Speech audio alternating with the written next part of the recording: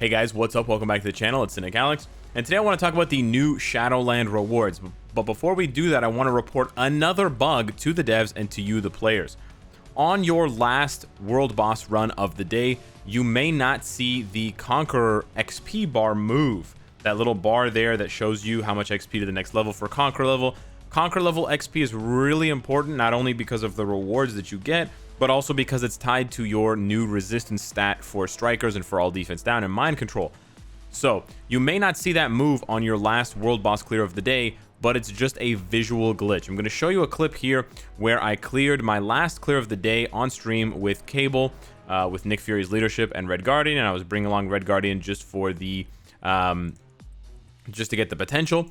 And at the end of the clear, as you will see, the Conqueror level doesn't move. The Conqueror XP bar doesn't move, but as you can see when you compare it to this one, it's obviously, it did move. It's just that I didn't see it move. So it's just a visual bug.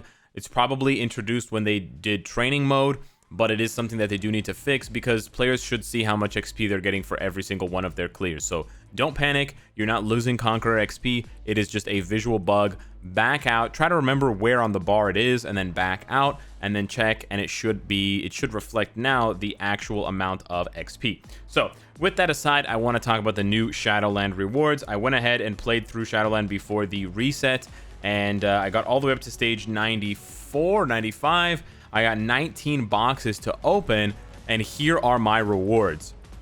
So take a look at these rewards as I open them, and then we'll talk about what the rewards are.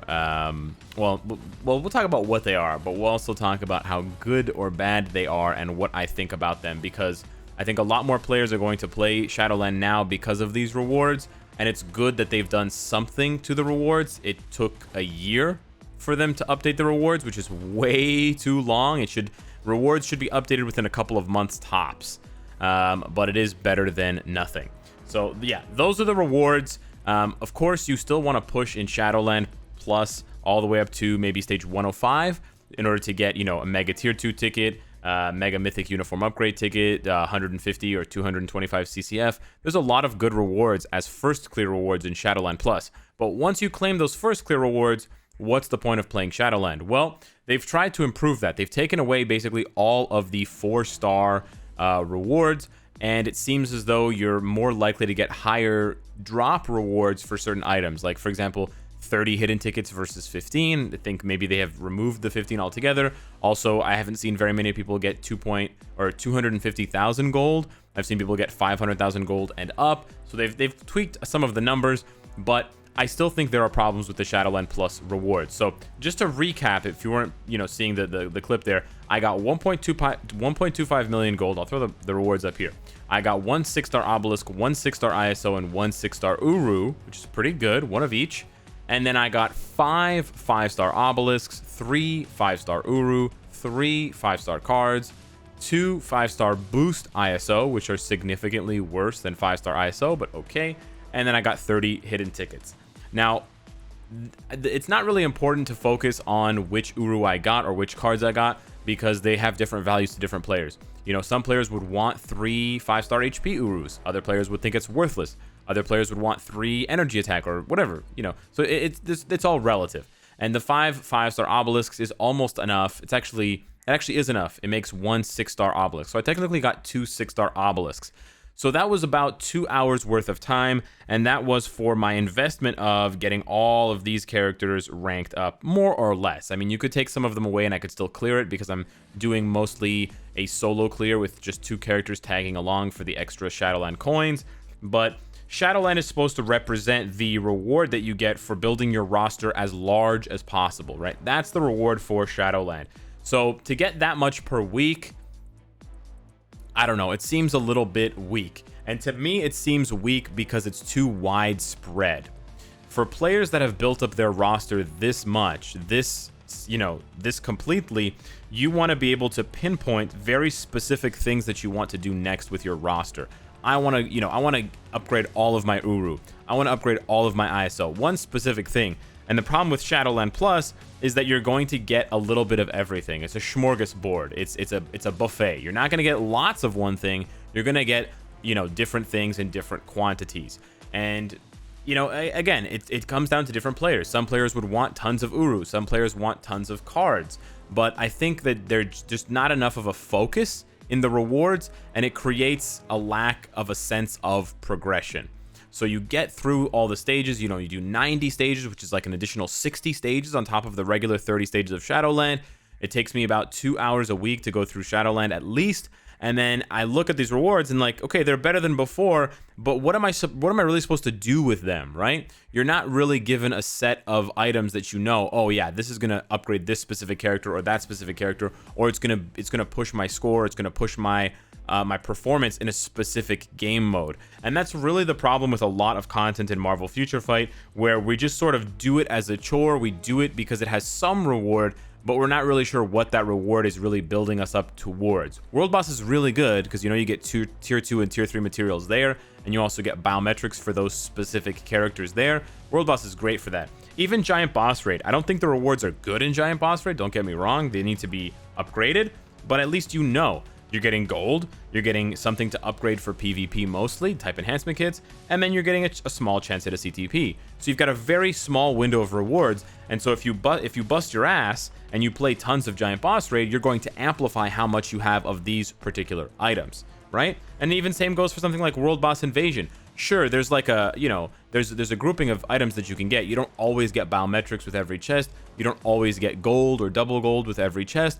But once you play it enough, relatively speaking, you're going to build up a lot of gold and a lot of bios and Nornstones, you know.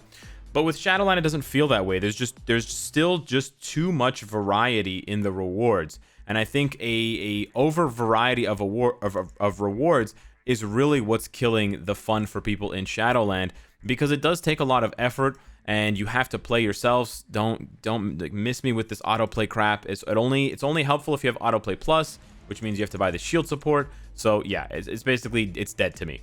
So, you know, because of that, you invest a lot, and you also invest the time, because you have to be manually sitting there playing for 2 hours. You can't autoplay it at all. And then you end up with a situation where you're like, yeah, these rewards are good. I might play. I know I heard a lot of people after they saw my rewards, they say, you know what? After seeing your rewards and I saw my rewards, I want to play Shadowland Plus next week. And that's great. And there will be a sense of progression, or you will see the progression after weeks or months of getting these rewards every single week, and it sort of stockpiles up. Your gold is going to go up, your ISO and your Uru is going to go up. You know, I have more ISO than I've ever had, and people ask me like, how do you have so much 6-star ISO? It's because I never skipped Shadowland Plus. But, you know, honestly, do I need all these ISOs? No, I don't. And is it really helping me and my account that much? No, not really.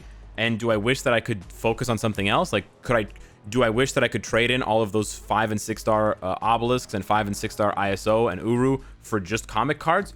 Oh, hell yeah. Even if I wasn't getting a good return, right? Even if I was getting 1 5-star card for every 2 5-star obelisks, I would still make that trade. So I really wish that Netmarble Monster and the Marvel Future Fight devs would consider giving us more flexibility in the choice of rewards. You know, let me take a particular path of Shadowland where there are more villain stages or more rumbles or whatever, more wave modes. I don't care. You can make it more tedious for me. Give us more ways to basically manipulate the rewards that we get. We need a little bit more agency. Okay, I don't want to confuse them. We need a lot more agency in the rewards that we get, in the what. Not necessarily in the how much, but in the what of rewards we get. We need a lot more agency for game modes like Shadowland, because it feels like just dumb luck. Some people get CTPs, some people get just a bunch of 5-star Uru that they can't really use anyways, and it's not even 6-star Uru, so it's not good for combining for Odin's Blessings, and you sort of see how the pattern sort of devolves into this thing. And so Shadowland in a lot of ways ends up feeling like Legendary Battle. It's something that I do every single day, and it's sort of fun, but the rewards, I don't expect them to be good. And there's so much variety in the rewards that you get that there's some consistency. You know, I know I'm going to get a certain amount of gold from Legendary Battle. I know I'm probably going to get a certain number of bios, but beyond that, I'm not really expecting much. And for a game mode like Shadowland, a game mode that's been beloved by us for so long, and a game mode that really should be testing our entire rosters, I think they should do more for the rewards. So Hopefully, Marvel Future Fight will add stages to Shadowland in the coming months. Maybe if they add, even 1 or 2 stages per update for the next 5 or 6 updates, that will end up giving us 10 to 15 new stages. I think that would go a long way to reducing the boring monotony of Shadowland, and especially for players that are going to stage 50, stage 60, stage 70 week after week. And then giving us more agency in our rewards. Maybe, every 10 levels you choose, or you can narrow down the box rewards, so you can remove ISO, or you can remove Uru, or something like that. Some sort of new type of agency for the rewards, I think would be fantastic. I know they're probably not going to do anything for the rewards, but I think that, I really do hope that they are listening, and maybe they will, because I really do think that Shadowland, with a few tweaks, with some effort from the devs, can be an amazing game mode like I think GBR can be. So let me know what you guys think of the Shadowland Plus rewards that I got. Share your Shadowland Plus rewards in the comments if you want, and let me know if seeing my rewards, seeing other players' rewards, and seeing your own rewards has encouraged you to play it more, or if you're just still building up Shadowland for the first clear rewards, and then after that you're just going to say goodnight and not really play it much anymore. Thanks so much for watching. Let me know your thoughts, and I will see you in the next one. Take care.